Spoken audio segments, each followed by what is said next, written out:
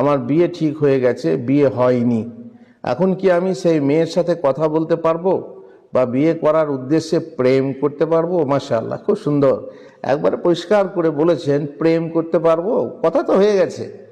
আর এই সময়েই আবার প্রেম করতে যাবেন, বিয়ে তো হবে, চলো আমরা যা করতে হয় আগে থেকেই করিনি, বিয়ে তো হবেই, এই তো দুদিন পরে বিয়ে হবে। জি না, যখন কার তখন কার, যখন আপনি যে কাজ যখন কার তখন করতে হবে, তার আগে করলে আপনার পাপ হবে। বিয়ের আগদ যখন হয়নি, আগদ করেছেন, তারপরে স্বামী স্ত্রী আপনি কথা বলুন, বেড়াতে যান, একসাথে রাত্রি যাপন করেন, সমস্যা নেই। কিন্তু বিয়ের বন্ধন যখন হয়নি, কবুল হয়নি, তখন আপনি সেই মেয়ের সঙ্গে কথা বলতে পারবেন না, প্রেম আলোচনা করতে পারবেন না, এবং বেড়াতে যেতে পারবেন না, ঘুরতে যেতে পারবেন না, মার্কেট যেতে পারবেন না, ইত্যাদি ইত্যাদি। কারণ সে একজন আজনবী, এখনো বিয়ের বন্ধন হয়নি, তখন সে একজন আজনবী। হ্যাঁ, খুব প্রয়োজনীয় কথা যদি হয় আপনি জিজ্ঞাসা করতে পারেন, একটা বাইরের মেয়ের মতো, যেমন তাকে জিজ্ঞাসা করা যেতে পারে তেমনি তাকেও জিজ্ঞাসা করা যেতে পারে। কিন্তু যখনই বিয়ের কথা হয়ে যায় তখন এক প্রকার প্রেম চলে আসে দুজনের মাঝে। এই জন্যই তো বলা হয়েছে, হাদিসে যেটা আছে, ইঙ্গিত আছে যে বিয়ের আগে একবার দেখে নাও, তাহলে তাতে তোমাদের প্রেম তৈরি হবে, এরকম একটা ইঙ্গিত আছে। আর যখনই বিয়ের কথা হয়ে যাবে দেখবেন তার প্রতি একটা টান চলে আসে, তাকে কথা বলতে ইচ্ছা হয়, মনে হয় যেন ভবিষ্যৎ জীবনের কিছু আলোচনা করি, না তাড়াতাড়ি করলে হবে না।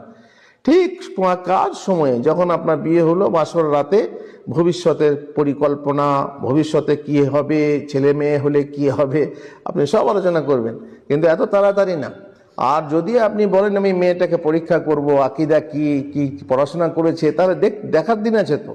যখন আপনি দেখতে যাবেন তখন আপনি তাকে জিজ্ঞাসা করে নেবেন, সে তখন আপনার জন্য হালাল যে আপনি তাকে দেখবেন এবং কথাবার্তা বলে জিজ্ঞাসা করবেন।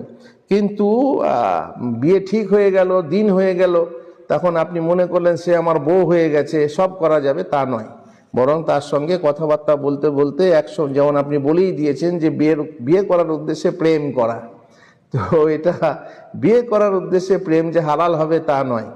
আর বিয়ে করার উদ্দেশ্য না থাকলে তো তার সঙ্গে ধোঁকাবাজি করে তাকে ব্যবহার করা হবে, সেটা তো আলাদা ব্যাপার। যারা বয়ফ্রেন্ড গার্লফ্রেন্ড করছে তারা এরকমই বেশিরভাগ করছে।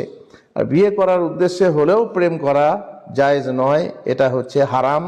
ব্যভিচার করা হবে, যদি ব্যভিচার সে আসল ব্যভিচার না হলেও মুখের ব্যভিচার, মানে জিভের ব্যভিচার হবে, কখনো চোখের ব্যভিচার হবে, কখনো কানের ব্যভিচার হবে, কখনো হাতের, কখনো পায়ের ব্যভিচার হবে, সবই ব্যভিচার।